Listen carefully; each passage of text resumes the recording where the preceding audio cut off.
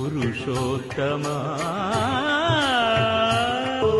ನಮೋ ವೆಂಕಟೇಶ ವೆಂಕಟಾಚಲಮಖಿಲೋ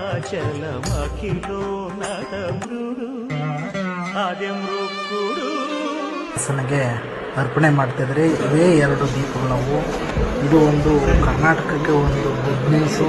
ಶ್ರೀನಿವಾಸನ ಗರ್ಭಗುಡಿಯಲ್ಲಿ ಮೈಸೂರಿನ ಒಡೆಯರು ತಲುಪಿಸಿರುವಂತಹ ಈ ದೀಪಗಳು ನಿಯರ್ಲಿ 3 kg ಬೆಳ್ಳಿ ಐತೆ. ಟೋಟಲಿ ಎಲ್ಲ ತಾಂಡ್ರೆ ಒಂದು 250 kg ಬರ್ಬೋದು. ಮೈಸೂರು ಸಂಸ್ಥಾನದ ಅರಸರಾದ ಸುಮಾರು 300 ವರ್ಷಗಳ ಹಿಂದೆ ಮಮ್ಮುಡಿ ಕೃಷ್ಣರಾಜ ಒಡೆಯರ್ 3ನೇ ಪ್ರಾಂತದ ಮಹಾರಾಜರು ಈ ಒಂದು ನಂದಾದೀಪಗಳನ್ನ ಗರ್ಭಗುಡಿಯಲ್ಲಿ ಆಗಿನ ಕಾಲದಲ್ಲಿ ಸಮರ್ಪಣೆ ಮಾಡಿದರು.